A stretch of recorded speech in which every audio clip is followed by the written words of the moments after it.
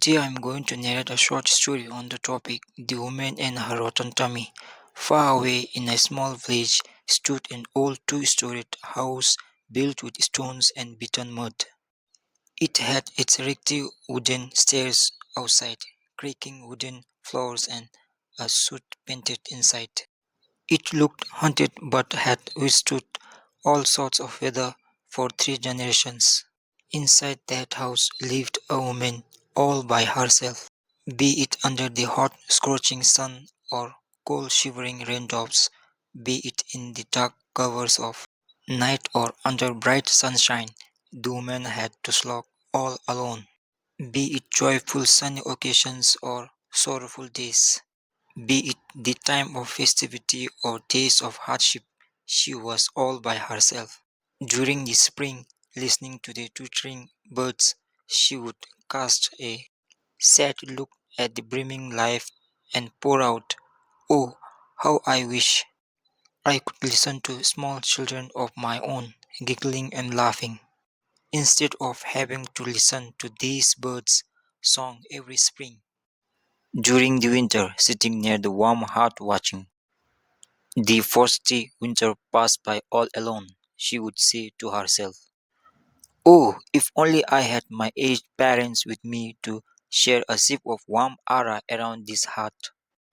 During summer and autumn, when the neighboring fields shone with bountiful crops dancing in the wind, she would sigh deeply and, with tears streaming down her face, say, "If only I had a man beside me, how bountiful my field too would be."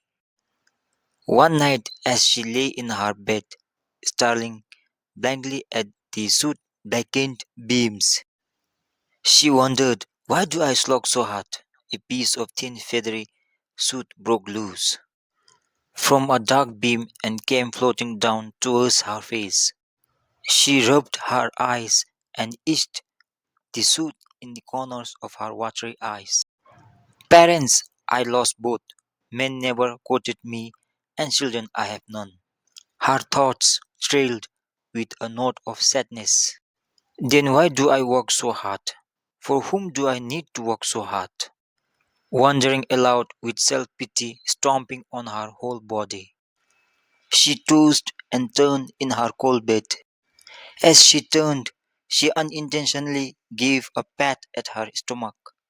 Suddenly, she realized that it was for her tummy that she worked so hard. Hmm, so it is this tummy for whom I toil so hard, and she bolted upright. If I didn't have this tummy, I wouldn't need to work anymore. She abruptly got up from her bed and, like somebody who had suddenly attained enlightenment, she rushed to the kitchen, got her sharpest knife, and cut open her stomach. By dawn, after having taken out the perfidious tummy out, she had finished stitching her abdomen back. With a newfound sense of joy, she set off for the mountain top, her tummy wrapped in an old rag tightly wrapped around her hand. She was so happy to get rid of the item that had caused her to perspire so much for 3 decades of her life. Climbing uphill on the new agenda, she didn't even feel the pain. After reaching the mountain top, she dug a hole and buried her tummy. Good riddance, no tummy, no hardship, she sang to herself, throwing the soil to cover the menace. Happily, she bounced back home. A day passed lazing around in utter bliss. But she realized that in the absence of her stomach, she couldn't stand upright. She felt herself folding into two every time she made an effort to move around. She tried standing upright but collapsed. She tried holding on to the mud wall of her house to stand tall, but again she folded over. "This is not done," she realized agitatedly. She tried all tricks she could think of to keep herself upright, but nothing worked. Finally, totally exasperated, she gave up. Taking a bottle of her best brewed ara, she crawled all the way back to the mountain top where she had buried her tummy. She scraped the dirt with her fingers, and upon seeing her tummy, she pleaded, "Dear tummy, I regret my action. I need you back in my body." "Oh, you are too late," replied the tummy with a dirt-filled, throaty voice. "I am all rotten.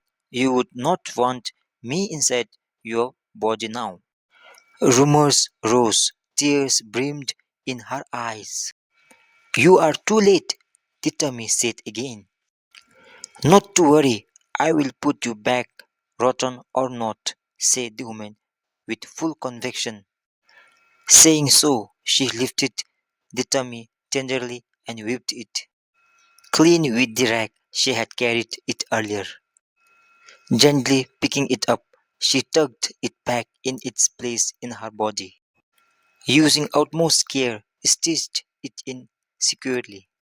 Back at home, she prepared a meal fit for a king and devoured it to celebrate the return of her tummy. After the heavy meal, when she passed gas, "Eek! It stinks!" She almost threw up.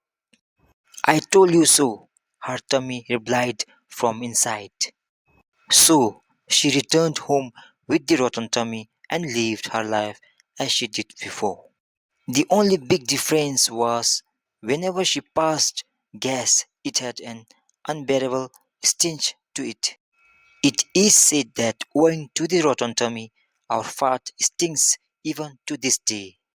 If you like this story, please like, share, and subscribe. Until then, thanks for being with me.